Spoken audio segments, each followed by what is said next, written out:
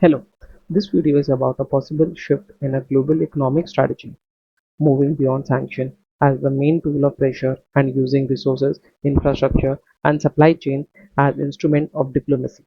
The core idea is that critical minerals are now becoming as important as oil was in the 20th century. These minerals are needed for electric vehicles, batteries, defense systems, electronics, wind turbines, and advanced manufacturing. Countries that control the supply chain can influence the future of the global industry. The G7 Iran deal, as shown here, is not just about diplomacy with Iran. It is also about reducing the dependency on China, securing rare earth and critical mineral supplies, reopening the strategic trade routes, and turning resource access into a tool for stability and growth. So, the bigger question is this: can the West use economic incentives and resource partnership to create a more stable world order instead of relying mainly on punishment and isolation? The first major point is that G7 is trying to build a more resilient critical mineral supply chain. The target shown here is very clear. By 2030, G7 countries wants to reduce dependence on any single non-G7 supplier of rare earth and permanent magnets to below 60%. Over the longer run, they want that dependency to fall below 50%. This matters because rare earth and magnets are essential for many advanced industries, from clean energy to defense equipment. If one country dominates the supply chain, it can create serious vulnerabilities for others. But there is a problem. There is no full agreement yet on a coordinated price floor. That means countries may agree that diversification is important, but they may still disagree on who pays for it, how costs are shared, and how new projects become commercially viable. In simple terms, the G7 knows it must reduce the dependence, but building alternative supply chains will be expensive, slow, and politically difficult. China dominates key parts of the rare earth supply chain. The image shows that China accounts for about 93% of the global permanent magnet production and roughly 85 to 91% of global rare earth refining. That means even if minerals are mined elsewhere, they often still need to pass through Chinese refineries and processing networks.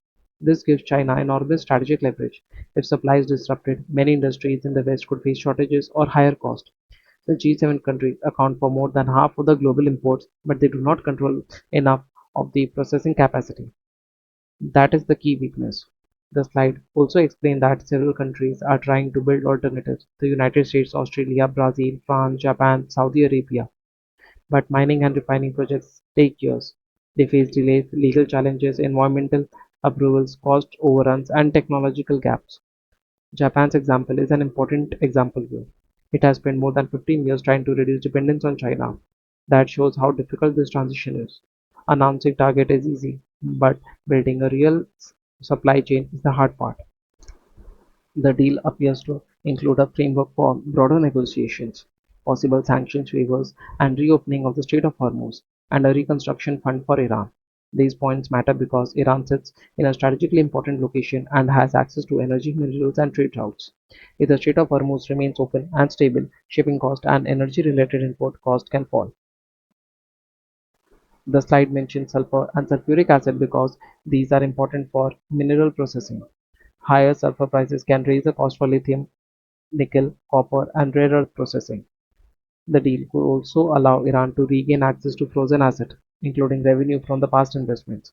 That would give Iran more financial room to rebuild the infrastructure and attract outside participation.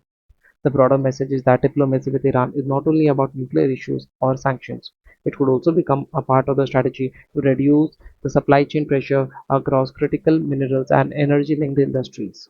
In other words, stability in the Middle East can directly affect the cost and the reliability of the future clean energy and industrial supply chains. Iran has significant copper reserves, with the slide showing around 2.6 billion tons of identified copper reserves, or roughly 5% of the global total.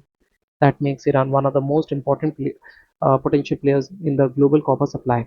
Copper is extremely important because it is used in electricity grids, electric vehicles, renewable energy system, construction, and industrial machinery.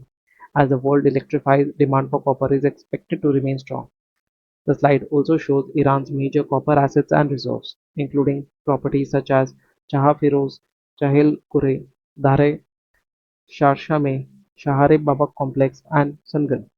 Together, This asset represents a large long-term opportunity, but Iran's production has been limited by sanctions, underinvestments, and weak access to international technology and finance. This means Iran has the resources, but not necessarily the capital and equipment needed to fully develop them. If sanctions relief allows the investment to return in Iran, Iran could become a much more important supplier of copper and other strategic materials.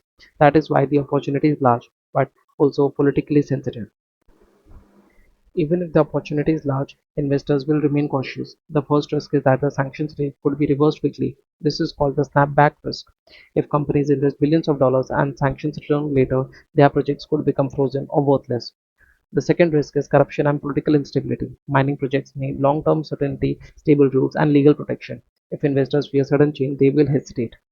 The third risk is limited diplomatic protection. Foreign investors need confidence that their government can protect them if the dispute arises. In a politically sensitive country, that protection may not always be strong. This also reminds us of the 2015 nuclear deal. That deal brought sanctions relief and optimism, but the investment boom never fully materialized, and the process was later reversed. This history makes companies more skeptical today. So the key question is not whether Iran has minerals. It clearly does. The real question is whether the opening will be durable enough for long-term capital commitments. Mining is not a short-term trade. It requires years of investment, construction, and production planning. Investors will only commit if they believe the political environment will remain stable. Instead of relying only on sanctions, military pressure, or isolation, the West may be experimenting with a new model, using resource access, reconstruction funding, and the economic incentives to create stability. The comparison with Venezuela is important.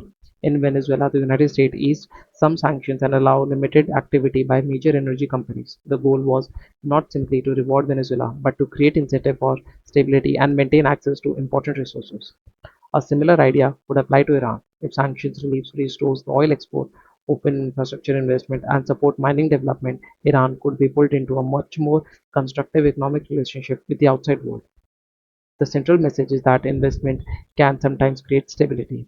When countries benefit from the trade, infrastructure, and resource development, they may have a stronger incentive to avoid the conflict. But this strategy also carries risk. If the partner country does not reform or if political tension return, the investment model can collapse. So the new playbook is not risk-free, but it reflects a major shift. Critical minerals are now shaping the diplomacy, security, and economic policy at the same time. The future of the foreign policy may not be only about who control armies or sanctions. It may also be about who control the resources supply chain and the investment needed to build them. Thank you.